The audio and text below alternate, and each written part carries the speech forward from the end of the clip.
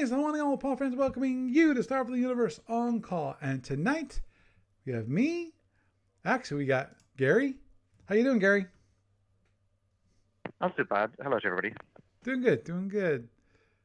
And Barry. How you doing, Barry? Hey there. So we got the Bopsy twins. Outstanding. Well, the problem is when I got both of you How on, about your that? names are so close when it comes to pronunciation. Barry versus Gary. It gets tough That's sometimes. Barry, Barry. There Yeah. are no E's in Barry. I'm sure Gary's it's also spelled Gary, so pretty darn close. You just happen to have one more letter. There was a joke. There's a joke in that one, but I don't think you listened to Andrew Clavin, whose call sign is, and that's Clavin, Klavan, Oh, Klavan. There are no E's in Clavin. Ah. It's like, okay, I can adopt that one. Because very often people, I tell them my name and they spell it Berry. So I've started telling people Barry. There are no E's in Barry. Yeah, I have to spell my daughter's name out because like I say, oh, it's Ellie. How do you spell that? Elly, not IE, not EE, just Y. So, anyhow, onward and forward. Since we have also Russ in the chat room on Twitch. Just a reminder, we do co-broadcast this on Twitch, TalkShoe and Twitch at the moment. And this is the reason tonight is one of those reasons why I still have TalkShoe around, which is the ability to actually talk to people live and, well, not in person. I was gonna say in person, but that'd be a lie. But anyway, Gary wanted to actually start with talking about Captain's Log number 54. The latest and greatest Captain's Log that is available for you to purchase from ADB. Which actually is really cool because of the story. Because the title of it is The Return of the Darwin, which, if any of you know anything about the SFU universe, Starfleet universe, not SFU universe, it's dumb. Anyway, you know that what that refers to, which is the time when the Darwin actually went through a kind of, how do you describe it, Gary? Wormhole. Oh, Well, in the original scenario, by the way, the original scenario by Christopher Cafiero, I think to me it sounds Portuguese, but I don't know if he is Portuguese or not. But it's actually available as a Hailing Frequencies extra for SFB. So if anyone wants to download it, then you can go and find it there. Along with something else that ties into CL54 that I'll mention a bit later. mm-hmm. But Okay. yeah, basically the scenario referred to it as a temporal rift. Oh, okay, temporal rift. Okay, yeah, I didn't think it was wormhole, but temporal rift. Yes, that the Darwin goes to the temporal rift into the future, and a future which is very bad, temporal. where the Andromedas actually have taken over the galaxy, or at least the Alpha Octant. I'm not sure how far they got around. I'm sure that'd be interesting to find out, because we don't know if they took over the Sargassian part of the Milky Way, and the other ones. Obviously, they probably took over the Omega, but the other quadrants, octants, sorry, of the Milky Way. But anyhow, so obviously, it's a very nice one. Surprising. The person who actually wrote Return of the Darwin is Gary Carney. Hello, Gary. Hello again, Paul. So Happy meeting you here. we actually have the author right here, before us. Well, for my part, it's the second time that I've been honored with a cover article, but this is the first time that it's been for a story piece, because the last time was I wrote a brief history of the Andromedan War in Yes. Captain's Log 49. Yep. So that was more kind of like a quote unquote history article, whereas this one's more like, but it still involves the Andromedan War, but more in terms of like the in-person sort of dramatization. Which is always cool. That I find that difficult to do. That that is writing dramatization. Having a storyline, have the different characters, how they interact, how the relationships are shown through the words that are used in the story. Described.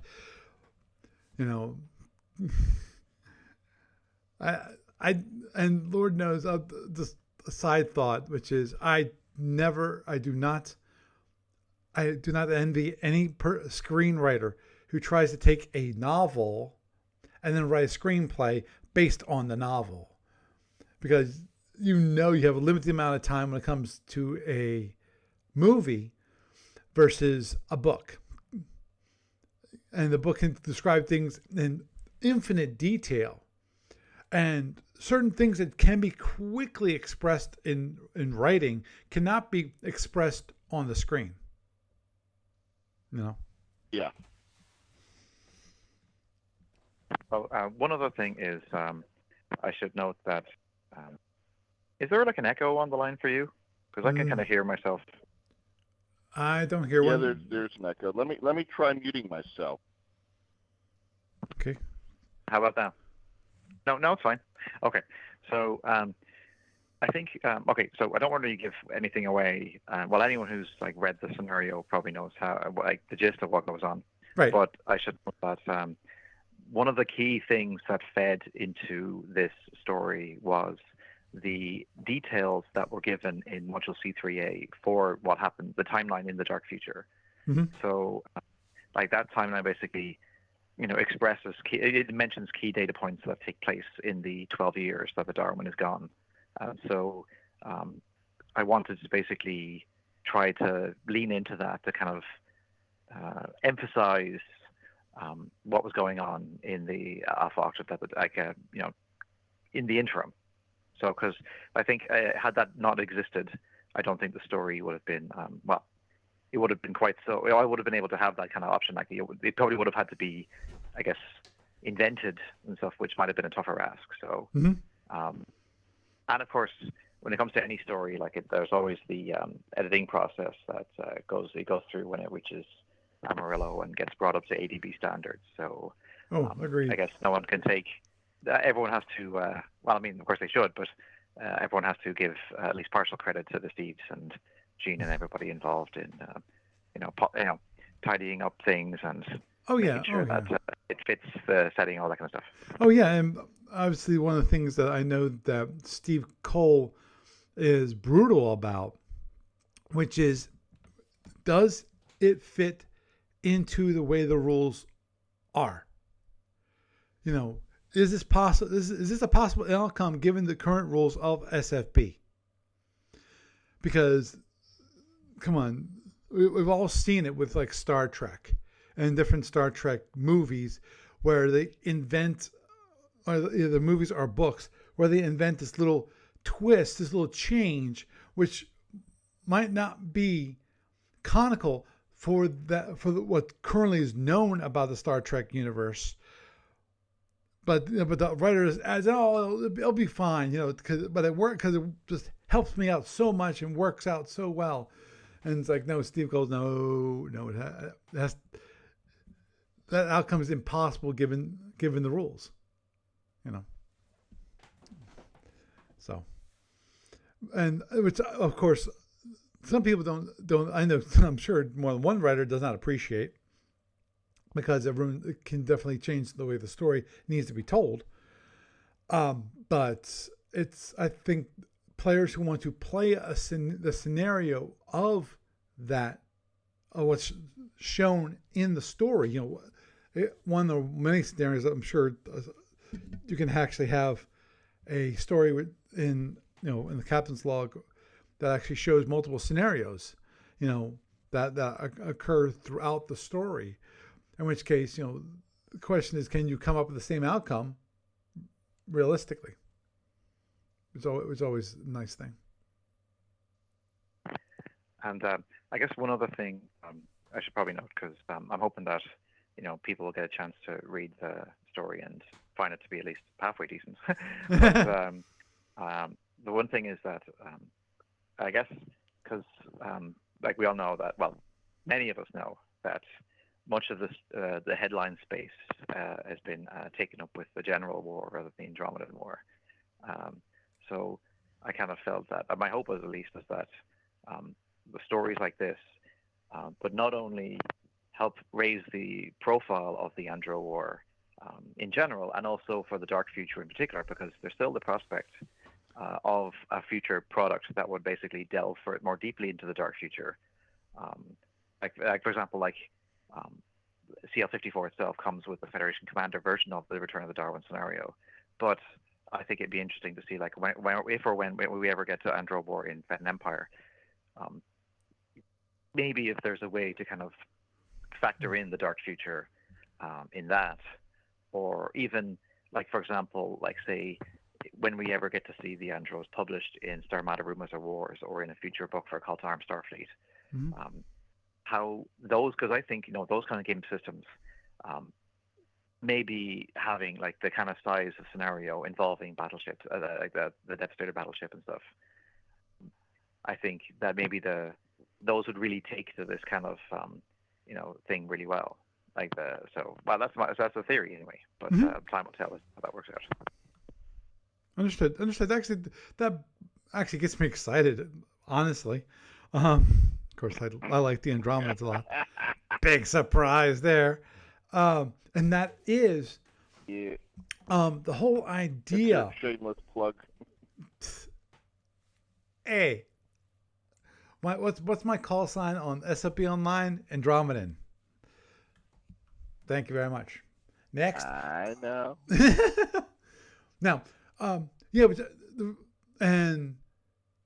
to me, that gets me excited. The whole idea of possibly, and Lord knows, I would love this. I think this would be so cool.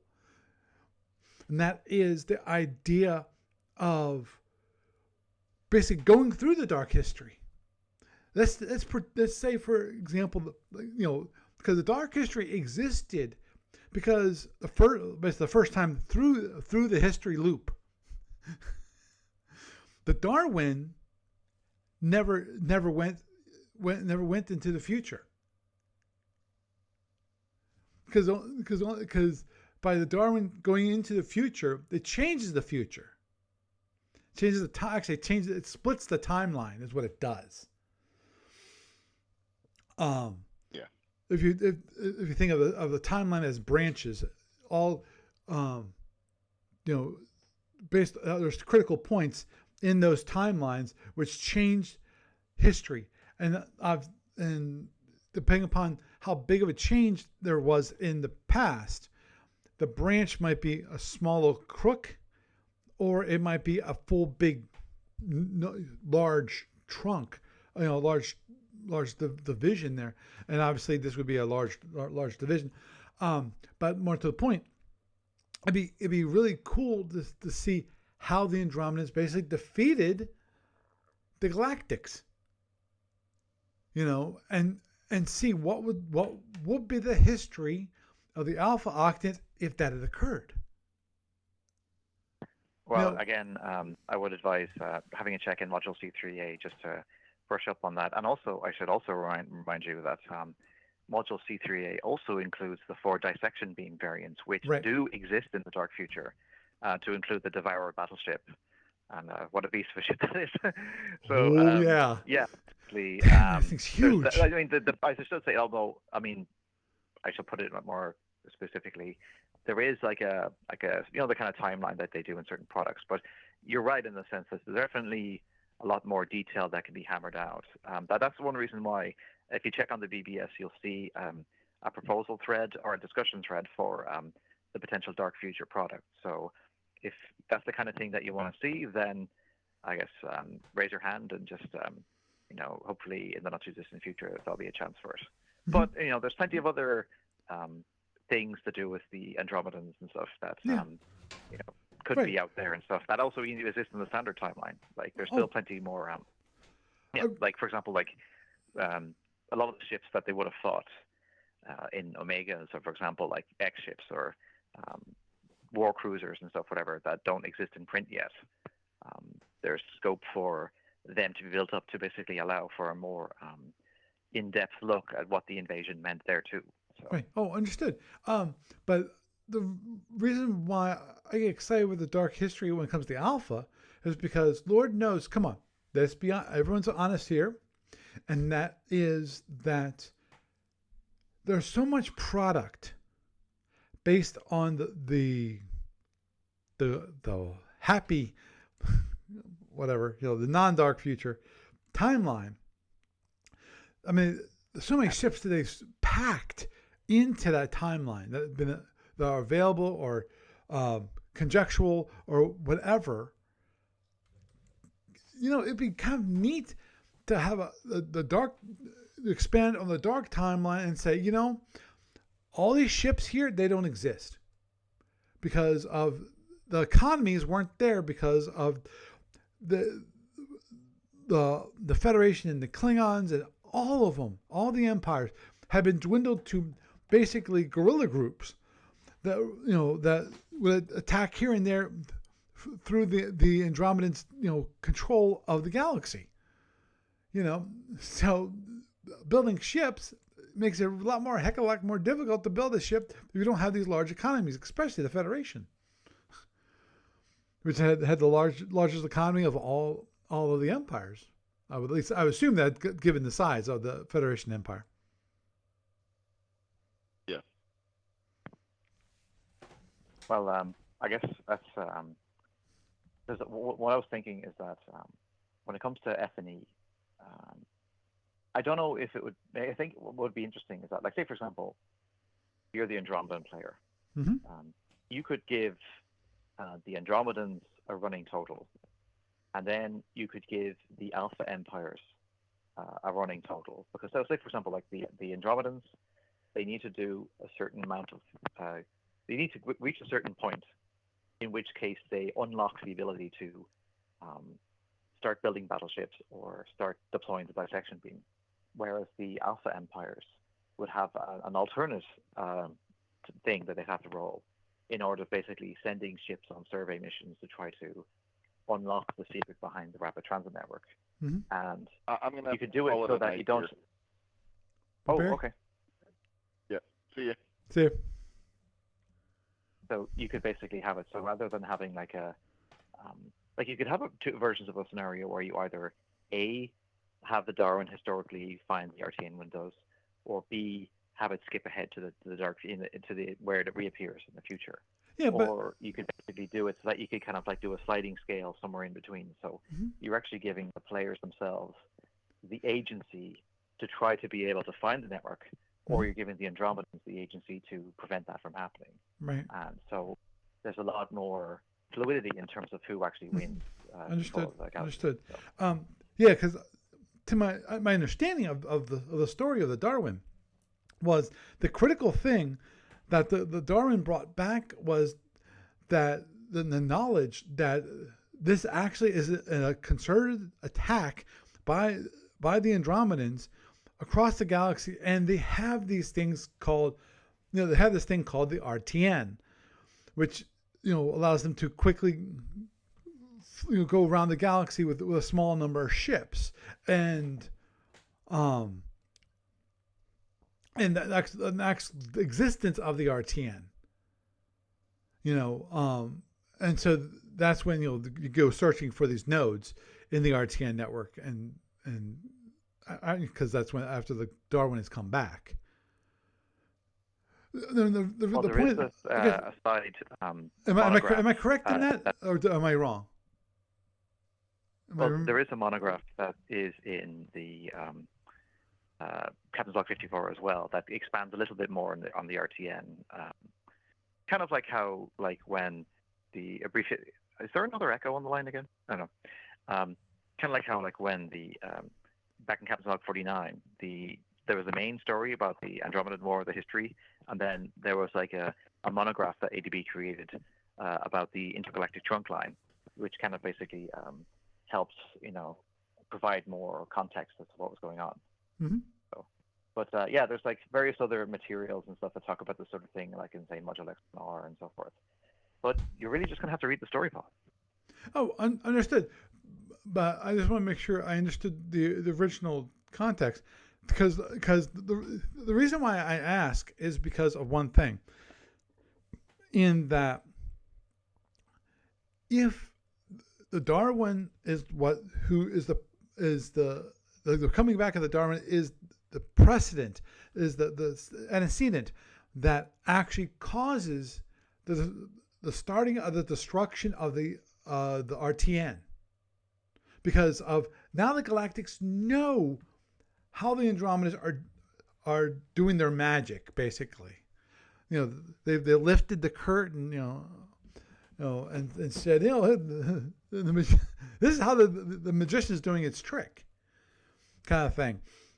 And because if the Galactics don't know how that's how they have so many ships, and they don't know about the network, then it's magic to them. So they don't know what to do to figure out how to stop it. And well, there is a data point. There is a data point in Module C3A which notes how that search basically. Yeah, I'm really hearing a strong echo now. Basically, how that search pans out in the Dark Future timeline.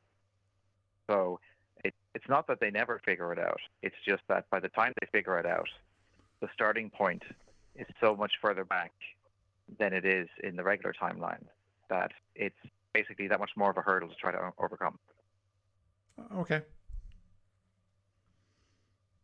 That makes sense.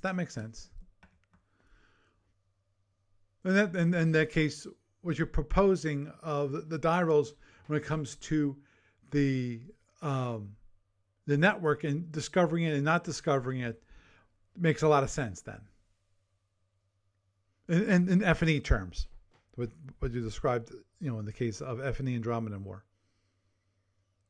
Yeah. So, because I do think that it would be a little bit too artificial. Well, artificial is not the right word, but it would take. Because the thing is that if the Andro War module is to be balanced, then the Alpha Empires are supposed to win in the standard timeline, and they're supposed to lose in the alternate one. But is that really what you want, or would you rather that it toss up?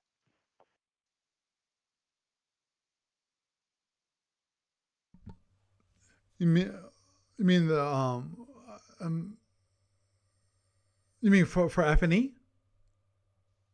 Yeah, in the sense that rather than basically just be giving a note saying, all right, it's a certain turn, now you can start figuring out how to deal with the RTN, rather than having it be by your own actions you've been able to build up enough survey points or whatever to figure out what's going on. Right. Yeah. And also, you could even do a dynamic where, say, if one empire figures out the RTN, they still have to get a ship or get the information to another empire, because the Andros are they're in effect blockading the empire from each other. So you'd have to almost design a blockade run or something like that, and have it basically get to the other side so you can tell the other people what's going on. So because if you can't rely on subspace communications, that sort of thing. Mm-hmm. Understood. So yeah, there's that. So again, once again, I hope that people find the story to be somewhat interesting. But there's plenty more to talk about. Well, if they like the Andromedans, I think they will find it absolutely fascinating.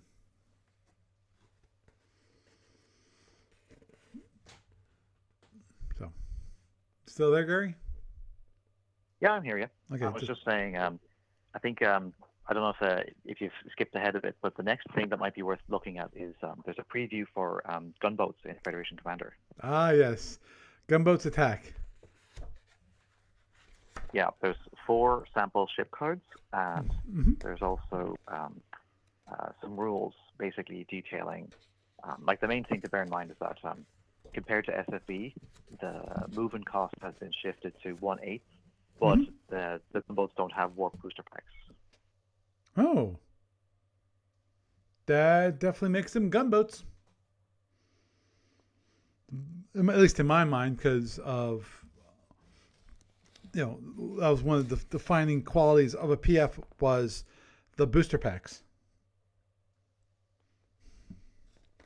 Well, see, the thing is, the problem is that the movement costs that they use in SFB didn't necessarily work for FedCom, and I suppose the idea of having random engine damage, because one of the rules in Gunboat's Attack is that the defending player basically assigns the damage on the boat themselves. So it's not like there's no like like in SFB there's like a separate damage allocation table for PS. Yes. That sort of thing doesn't exist in FedCom. So Right. you basically just, choose where you want the damage to be scored.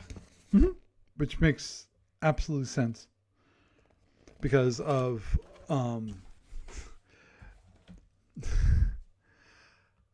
that's just one of those things about FedCom, because the original idea of FedCom, and when it comes to the damage allocation and changing the way damage allocation is done, I think my understanding is that it was changed to speed up damage allocation. You have, instead of having to roll 10 die, you roll like 1 die, and then you just follow the chart. Dun, dun, dun, dun, dun, dun. And anyone who's played SFB and played FedCom really thinks that there's not much savings when it comes to the amount of time for the die rolls versus a single roll. Especially if you have the experienced SFB player, he's basically got that chart memorized. The only reason he even marks anything down on the damage allocation chart in front of him when he's playing physically versus virtually, because if he's playing online, it's automatically done. It's done, and voila. But in the reason why you even keep track while you're physically present is that you want to make sure that those boxes which only can hit once and need to go on to the next item, you keep track of that. So and that's the only reason they even use the chart at all. Because I'm willing to bet you there are people out there that are that. I'm not going to say smart, but they have the ability to actually memorize the chart and memorize the positions of each die roll in the chart and where that would be.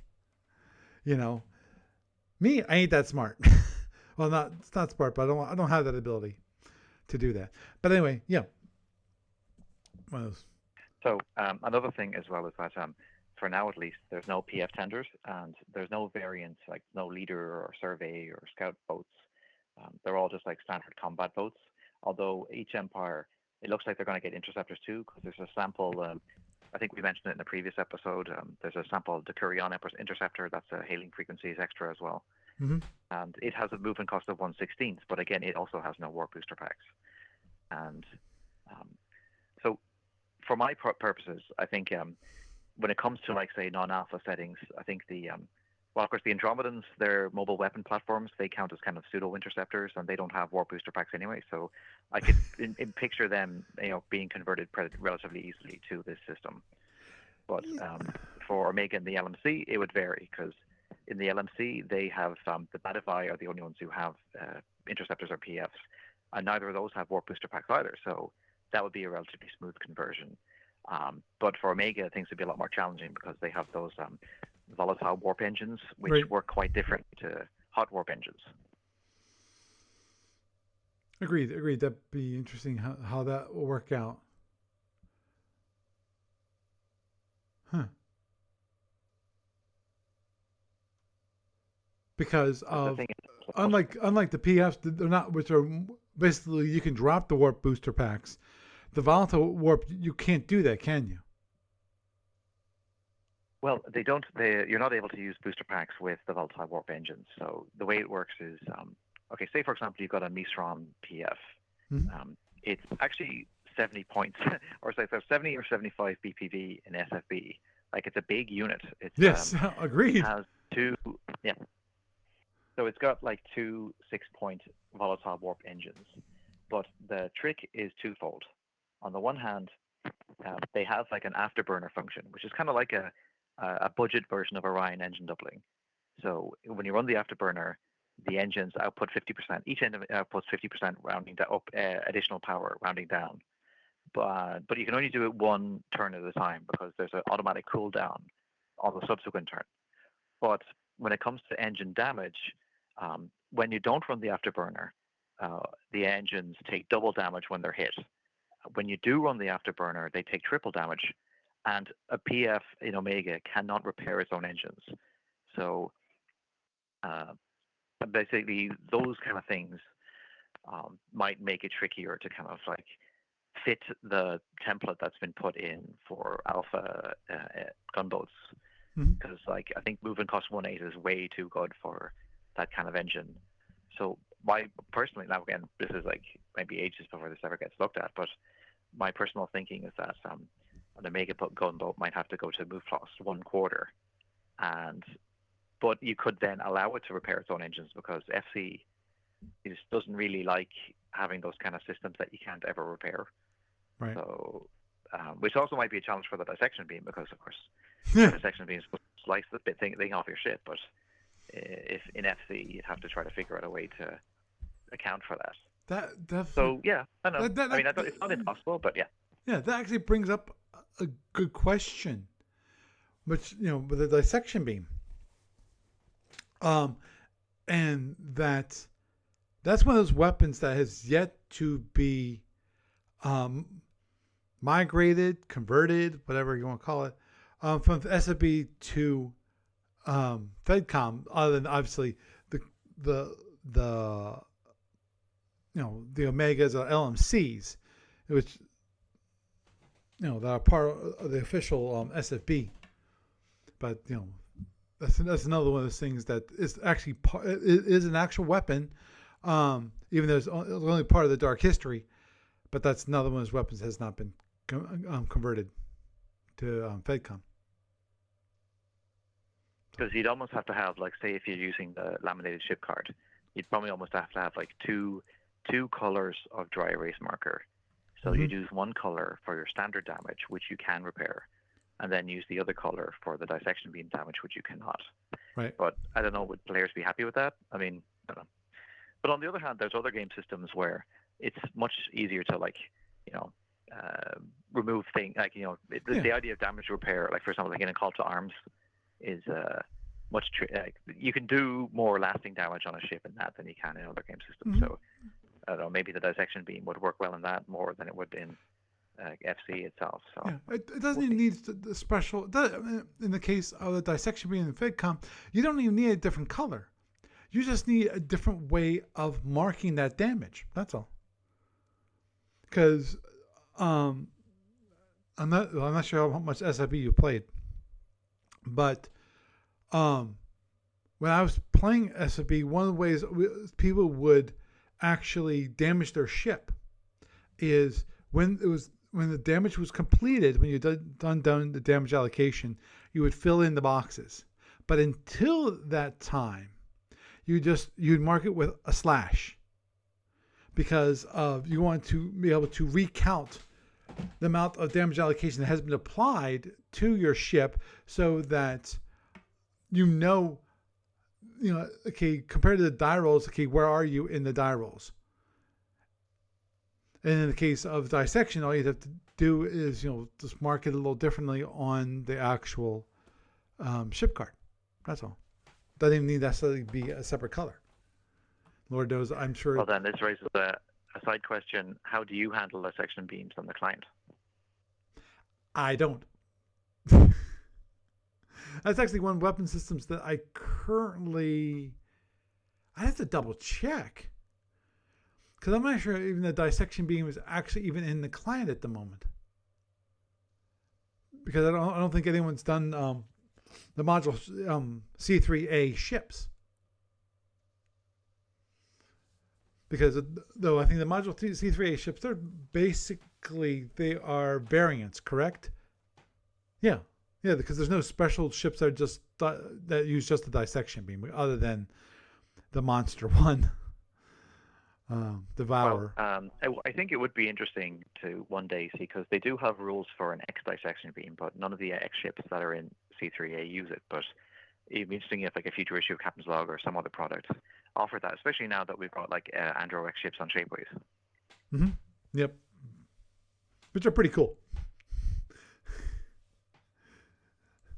I definitely liked what they've done with the Andromeda ships on Shapeways.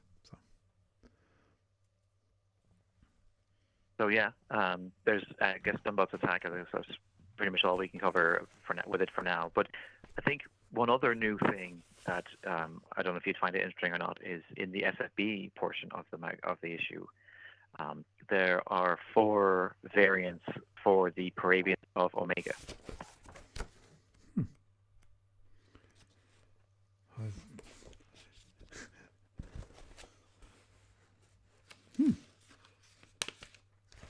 Okay. Parabian anti-proton heavy cruiser. Interesting. We got the anti-proton war cruiser and the anti-proton war destroyer and the anti-proton frigate. And conveniently enough, all 4 base hulls now exist on Shapeways in 1 to 7,000 scale, as well as in 3788 and 3125 scales. Now, technically speaking, the ones that exist in Shapeways are the standard ones that have quantum wave torpedoes. Because, I mean, if you look at some of the miniatures for, like, say, the Warb and the Amatrians, they've actually got, like, dedicated like weapon mounts for the anti-proton lance and stuff. But that's the kind of detail you probably don't need to worry about. So you should feel confident using the current ships to represent the anti-proton variants too. Right. Yeah, because Lord knows, most variants, you can basically just use the base ship, because unless you're really pedantic and gotta have the special dips, the little not blip. I forgot, it was not blips.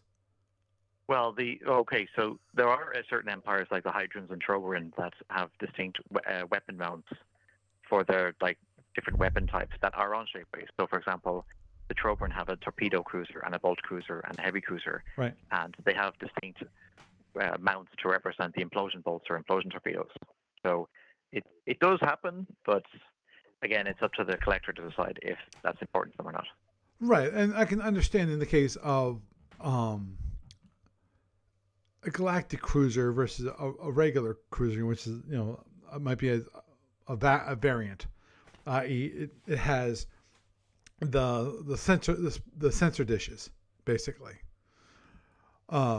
which are kind of more of an obvious physical change to the ship versus some other ones which are okay. You remove these 2 phases and they get replaced by drone racks. Like, how do you really show that? Because I'm not sure anyone knows what a drone rack, looks like, except for maybe it's a little dot, a little hole instead of a bip. It's a little dot, And I said, unless you're really pedantic about, it's gotta be exactly like what it's supposed to look like, and it's like, you're taking this just a little too far, but some people are like that. So yeah, basically, historically, it's noted that the Parabians basically discovered the old Amatrian homeworld in the 7th cycle, and within a year or 2, they acquire some of the technologies for themselves. So this actually makes them the 4th empire in Omega to have access to some of these technologies, because the Warb, they're the ones that have like the big ships with the turrets, And then also the Osman Marauders, they can make use of these weapons too if they wish. Well, actually, no, the Warp use them, but then there's Osmans, if they're in warp space, they can take them. So the Paravians of Omega, this is basically a way to play test how the technologies work for them. Right. One of the key, yeah. I was just saying, I totally forgot that the Paravians escape the Alpha Octant and go to the Omega Octant. I totally forgot about that. Yeah, they actually come like a much bigger threat there than they would had they stayed. Like, because if you look at Module C6, even in the timelines where they survive, they're either a group of long-range raiders or they're about the same size as the Hydrants. So they're not like that big a threat. But the ones in Omega become a very serious threat indeed. So, but anyway, basically the thing to bear in mind is especially the heavy weapons. The anti-proton weapons have a certain. You may notice that, like, if you're looking at Module C6, that Paravian ships tend not to have a lot of heavy weapon mounts. That is true. So it's almost like I personally think it's because they're designed to land on planets. Because a lot of those empires, like Zosman, Orion, basically empires that think in terms of being raiders rather than being like traditional like space empires. They have those kind of things where like they have fewer heavy weapons, but they've got lots of marines, so they can like board ships and stuff. Yeah, well, and bear in mind that a Paravian heavy cruiser has 20 boarding parties, so it's definitely not shy about that. So right, but also you think about it, the Paravians, at least the ships that left for the Omega Octant, were basically pretty much the early years ships. And my reason I say that is because of the original Romulan ships, the old class of ships. You know, the War Eagles, the Warbirds, the Snipes. All of those were designed to land on planets. You know, and so that's in the early years. You know, before transporters were the way to go, you would actually land troops on planets. You know, you land the ship and then disgorge your troops from there. Well, I mean, it is true that I guess depending on whether or not an empire is trying to become a more quote unquote balanced like empire for operations in space, like to be like a regular navy, as opposed to wanting to retain the ability to launch raiding forces. So, I'm trying to think. Like for example, like I guess there's a few other empires like the Sigvarians and so forth, because they have a good reason to want to land on planets because they want to spread the Sig virus to new targets, whatever. Mm-hmm. But so the thing I wanted to refer to is that. Did you see the issue with Shapeways and the Sigvarians? Yeah, apparently the term Sig, it's used by some other company for like a totally different thing. Yep. Anyway,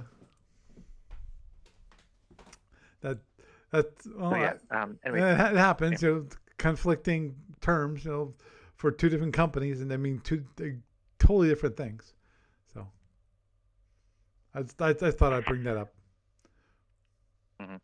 So anyway, there is actually a Sigvarian scenario in CL54 as well, so that might be worth keeping an eye out on. Mm-hmm. For SFU, I should note.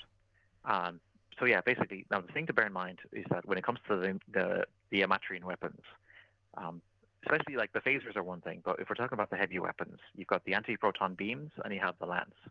Now the beam just takes a single weapon point, and it can be installed on a range of different sizes of ship. Even for example, the Warp, they put them on their PFs as well. So you can, it's fairly flexible. Now it's a 2-turn arming weapon, so it costs 2+3. You can hold for 1. It does 2d6 in terms of like rolling to like what your damage is, but the actual average damage isn't that great. But the lance, on the other hand, it can only be mounted on size class 3 and above, and that's the Amatrians, because they're crazy enough to put it on a smaller ship and then watch the ship shake itself apart through shock effect. Mm-hmm. But the lance is basically, it takes up 2 adjacent centerline option mounts, and the way in which it works is that it basically doubles the damage from up to 3 beams that are fired from the same ship at the same target in the same impulse. Or well, technically anything within the same front hex row. But the way in which the math works is that having, like, say, for example, like say if you've got like a ship with only 3 forward mounts, and you put a lance in 2 of them and then a beam in the other, that's actually worse than just taking 3 beams. But if you have 4 forward slots, then if you take two beams and a lance, then if you can line up your opponent in the center line, you can basically do the damage of 4 beams for the cost of just under 3. Wow. And ideally, if you have 5 mounts, you could basically put a lance and 3 beams. So then you do the damage of 6 beams for the cost of just under 4, because the lance charges for 2+2 as a lance. Right. Right. So the trick is, if you have the beam and the lance, you either have to put it on a ship that's agile enough to try to line up your opponent. So the Amatrians and the Zosman Marauders and the Paravians have heavy cruisers with terminals of B, so they can, not be entirely bad off. But of course, if the ship is agile enough, they can try to keep out of the lineup. But for the Warb, their heavy cruiser is really more of a heavy battle cruiser. It's got a turn mode of E, but it has the turret to help do the turning forward. Right. Right. So there's basically those kind of things and stuff. So it's not a magic bullet by any stretch, but the perspective of the Paravians, who, my assumption now, this hasn't been confirmed in the material in CL54, but my one of the plans I had was that, because in CL50, okay, so sorry, if we look at CL50, it came with rules for the Zosman stealth field as well as 4 Zosman SDs. But it wasn't until CL52 before we were able to actually have a proper update file, which actually gave you proper information about how the Zosmans work. Right. Right. So I was hoping that at some point there'd be a similar update file, which will basically hammer out how the Paravians of Omega work, including basically clarifying, because I would see them using the same quantum wave torpedoes that you see in Module C6. But technically speaking, that hasn't been confirmed yet. But I would say that, yes, they do. And actually, I would let the Zosmans use that too, the ones that are operating in Paravian space. So the thinking was that some of the variants that you'll see in CL54 is that you would have a mixed squadron, kind of like the way you have with the Hydrons or Tholian or Troban or whatever. You'd maybe, for example, like say if you're doing a War Destroyer squadron, you'd have like a standard War Destroyer leader with quantum wave torpedoes, and then maybe 1 or 2 War Destroyers with quantum wave torpedoes, and then you put your anti-proton variant as like a mailed fist. Like if you can basically use it to score direct fire damage that you wouldn't otherwise be able to. Right. So because my thinking was that since you have ships that have relatively few weapon mounts, or phaser mounts for that matter, for some of the smaller ones, I was thinking that it's better to have each ship optimize for its specific role in a squadron, rather than trying to have a single ship be a jack of all trades. Right. That, I was wondering if that's where you were going. Yeah, I think that'd be great. Basically, the whole idea of you have the different strengths when it comes to the different ships, and they're meant to work as a fleet, in concert as a fleet, with the different strengths, whether it's, the quantum wave torpedoes or the anti-protons, So it's kind of like how, like, only the Tropan cruisers are big enough to have the luxury of being able to mix up their weaponry with the implosion bolts and the torpedoes. But the frigates, basically only the frigate leader has a mix of bolt and torpedo armament. But the standard frigates, you basically, if you want a frigate with implosion torpedoes, or you get a frigate with the bolts. But it's not a magic bullet for the bolt one either, because even though the bolt has certain advantages, it costs a lot of energy points to keep it up and running, at its maximum level. So that's kind of like, I worry, for example, if you're using those Zosman Marauders, it's kind of like with the Orions, where it makes more sense to optimize each ship in a pirate squadron to do a certain role, Right. because you only have so much to work with in the first place. I That's agree. my theory anyway. Because I mean, like, Oh yeah, you know, yeah.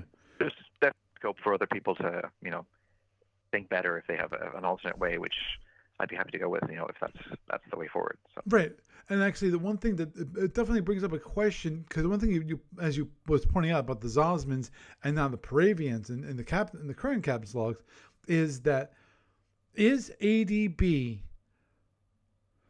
slowly bringing out this playtest material, because that's what's in the captain's log, is basically playtest material for these different Omega empires, and then a year, maybe 2 years down the road, they actually going to release a new Omega module,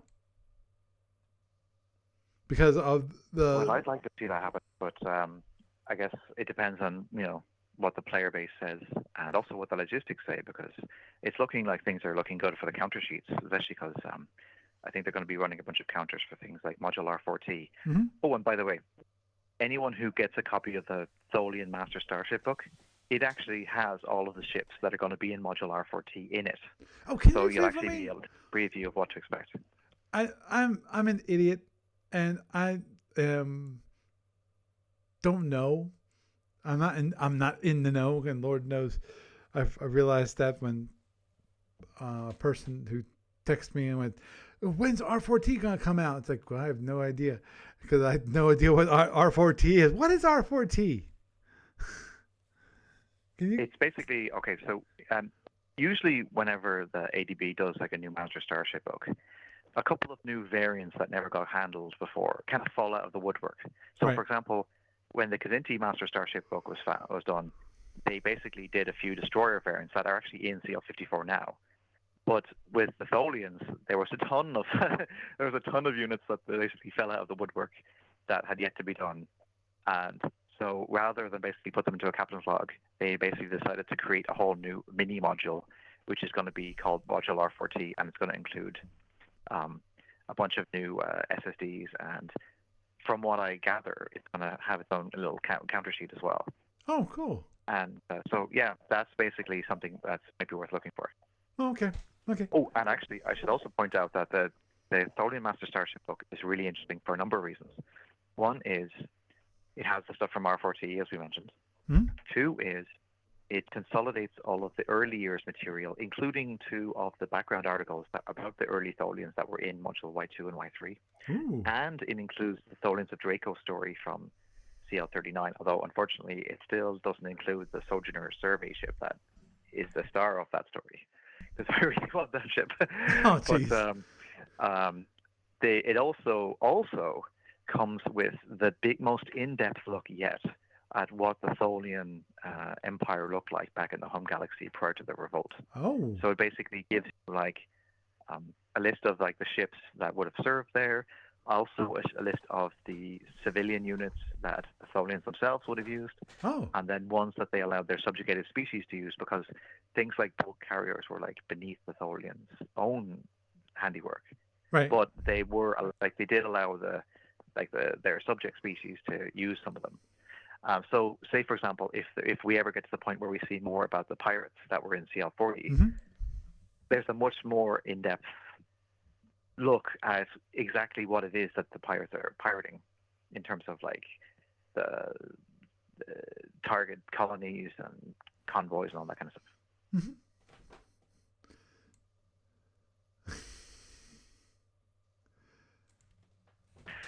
So yeah, That definitely sounds. oh like, yeah, so basically, I definitely have to get that module when it comes out. oh, the PDF is already out. Oh, okay. I have to then look for it in my local retailer. But yeah, or no, sorry, I said the PDF for the Starship book. I meant as in like the R4T hasn't shown up just yet. Okay. But there is also a preview in Captain's Log 54 about another upcoming mini module that is called Shadow of the Eagle, and it's basically a look at what the Romulans would have looked like if they had figured out how to develop warp travel by themselves.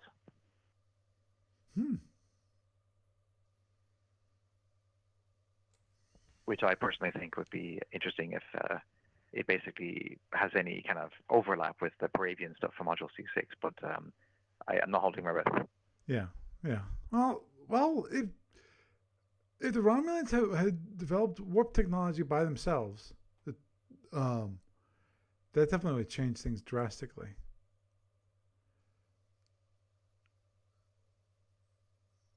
Yeah. So basically it includes. I think I mentioned there's a couple of sample ships, one from the Y era and one from the W era, for those Romulans. That's in here. There's a Y Royal Bird and a W Kingbird. So the Royal Bird is basically has two plasma G torps instead of having an R torp, and the Kingbird is basically kind of like an early ancestor of the King Eagle. So it's a command cruiser with plasma R. Mm-hmm. Oh, that's one thing I always thought was oh, that was awful.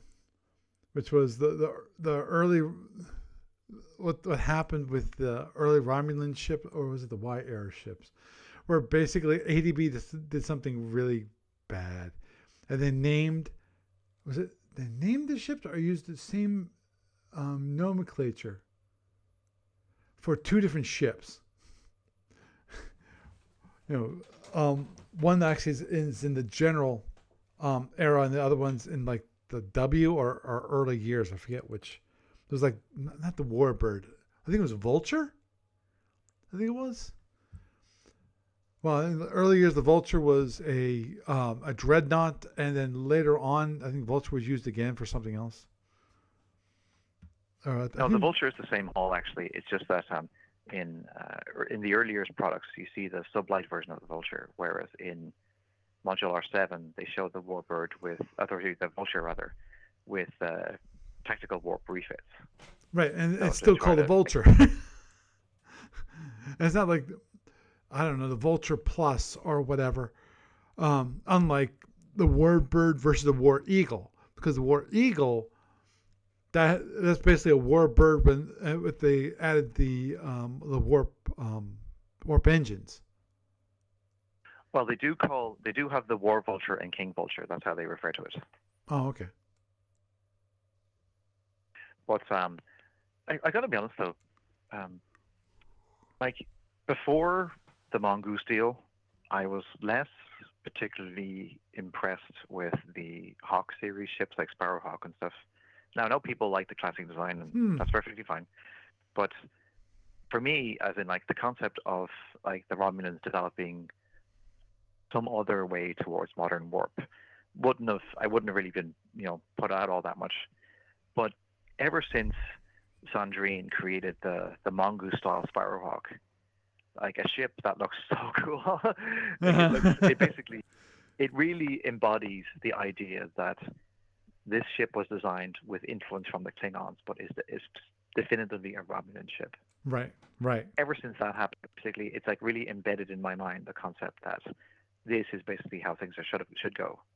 And so I'm less excited about the idea of there never being a Hawk series in some alternate Romulan timeline than I would have been had it not been for the Mongoose version of the Sparrowhawk and ships like the Firehawk and stuff. They were showing, what that design could reflect. Mm-hmm. Oh, agreed. That yeah, you got a point there, which is the whole idea of it's not basically if the Romans had discovered and figured out basically tactical warp, which is what we're talking about, that they might not have had the Klingon influence on modifying their ship designs. When it comes to when they got tactical warp, which in the normal timeline is from the Klingons. There, when it comes to if you think about it, like if you look at say the winds, I mean, the fish ships probably wouldn't look the way they would if it wasn't for the fact that it was an Orion shipyard that the Winds took over to build them, Agreed. or the fact that they were basically importing the Klingon engines to put on the fish ships. So, I mean, there's those kind of like, without fairness, Klingon technology shows up in a lot of different places. So, maybe it's okay to not be too tech flashy, but on the other hand, I think it's good when it actually makes sense and builds towards something, like as we see with the Hawks and stuff.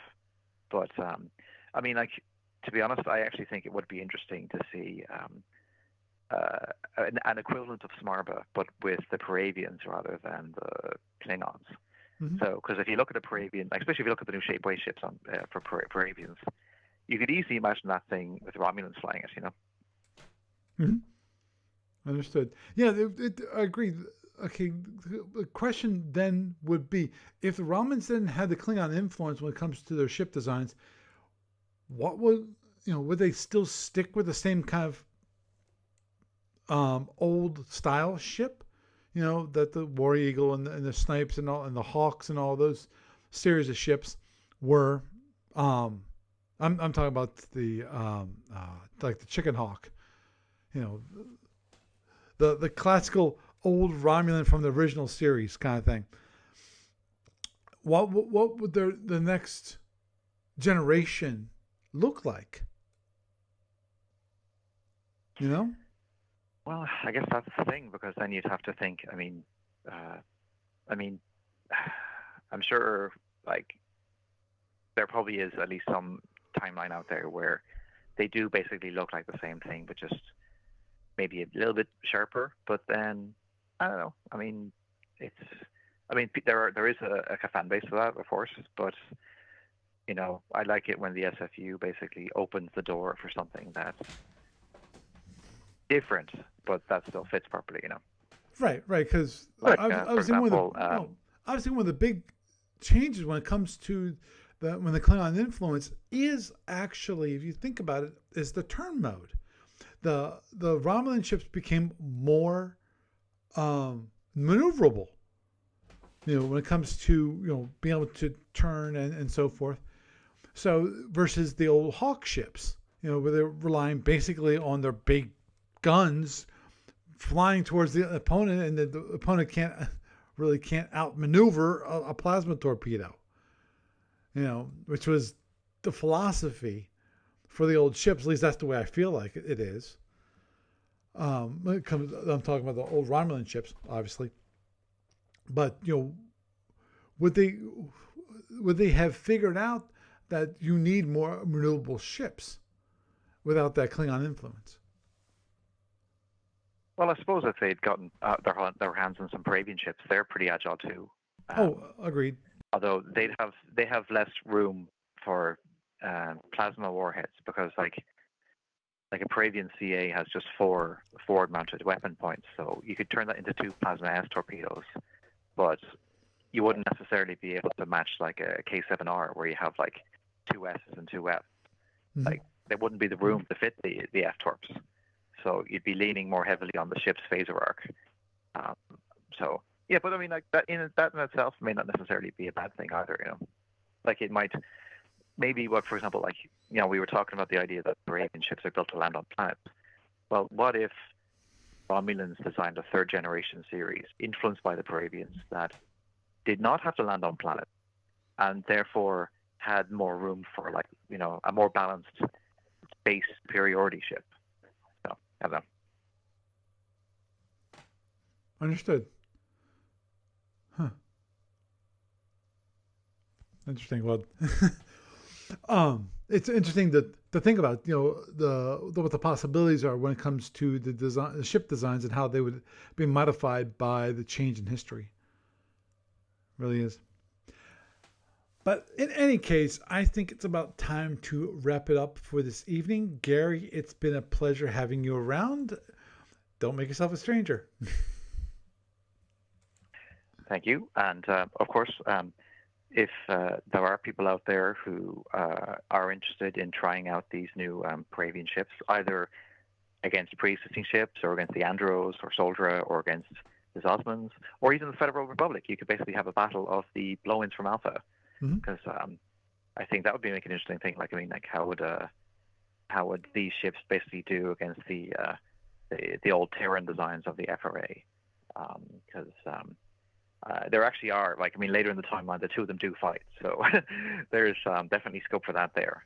Mhm. So yeah, so basically, I just hope that these little steps, like even if it's only 4 SSDs at a time in an issue of Captain's Log, that they're helping, provide little stepping stones towards something new and exciting for Omega going forward.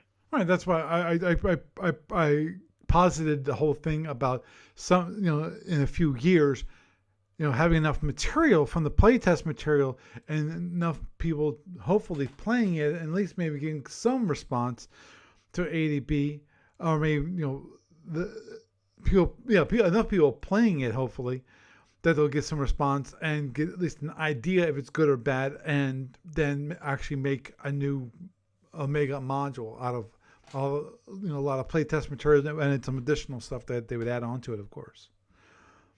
But and the handy thing about Omega now being in 7,000 scale is that it's a lot cheaper to get a sample lot going for it, in terms of, like, say, like if you buy that Paravian 1 to 7,000 thing, you can of course use it in the alpha with the module C6 stuff, and now you can use it in Omega, and then if you want to have them go against a Trobrian squadron or a Miswan squadron or whatever, they're available for you. And hopefully, like, I mean, because I guess if you go for the cheaper material, it's not that expensive, although I personally prefer to stick with the smooth bind to tell plastic, but it's entirely a personal choice. So but yeah, the options are out there, so hopefully people like them. Okay. Well, Gary, with that, you have a good night. Have a good night, Paul. Okay. So, I had a nice discussion about the Captain's Log number 54, some of the, of course, the Andromedan War stuff, which is always interesting to me, big surprise, and some talk about alternate histories overall, from the dark history line when it comes to the Andromedans, to alternate histories when it comes to the Romulans, and how that might affect things, and including ship design. So, with that, I am Paul Franz, and I bid you a good night.